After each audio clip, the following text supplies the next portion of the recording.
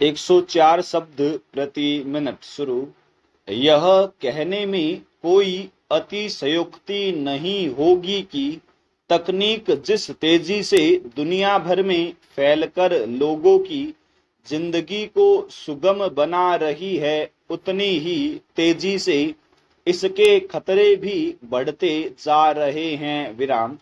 तकनीक से जुड़े ये जोखिम सिर्फ वित्तीय नुकसान पहुंचाने तक सीमित नहीं रहे हैं, बल्कि इससे आगे बढ़ते हुए आतंकवाद के पोषक, विध्वंसक गतिविधियों व अराजकता फैलाने का कारण बनकर दुनिया के तमाम देशों की सुरक्षा संप्रभुता को तहस नहस करने तक गोला बारूद लिए हुए हैं। विराम।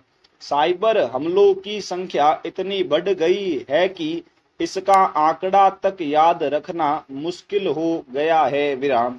स्वाभाविक तौर पर खतरों ने जितना व्यापक रूप ले लिया है, उसी व्यापकता में इनसे निपटने की तैयारी के लिए समुचित तंत्र भी चाहिए होंगे। विराम। गृह मंत्री अमित शाह ने हाल ही में साइबर व आभासी दुनिया के युग में अपराध व सुरक्षा विषय पर G20 सम्मेलन में अपनी बात कहते हुए इसी खतरे की ओर ध्यान खींचा है। विराम। मोटे अनुमान के अनुसार साइबर हमलों में पिछले 4 साल में $5.2 ट्रिलियन का नुकसान दुनिया को पहुंच चुका है। विराम। वित्तीय नुकसान के अलावा जो हानि हुई है उसका तो हिसाब ही नहीं है। विराम। इसे टालने का या नुकसान की भरपाई का रास्ता फिलहाल नजर भी नहीं आ रहा है। विराम। भारत की ओर से व्यक्त की गई यह चिंता भी वाजिब है कि संकट के समाधान में जितना समय लगेगा, उतनी ही स्थिति जटिल होती जाएगी। विराम।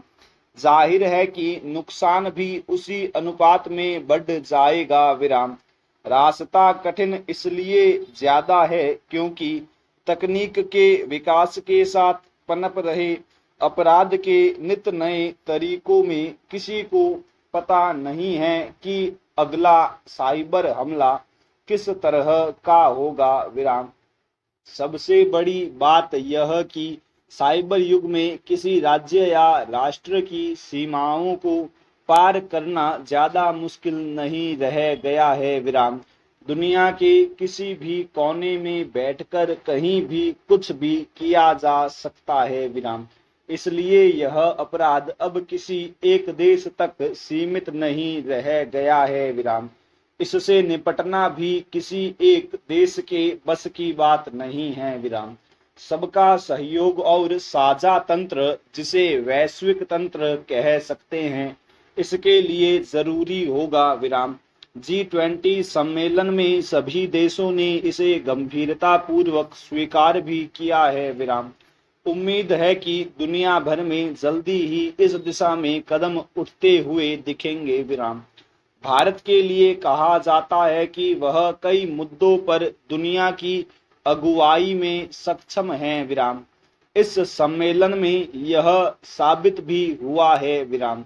भारतीय दृष्टिकोण से भी यह एक आशावादी परिदृश्य है। विराम। भारत ने सबसे पहले खतरे को भांपा है, तो यह भरोसा तो बनता ही है कि खतरों से निपटने के उपाय भी सबसे पहले भारत में ही लागू होते नजर आएंगे। पूर्ण विराम।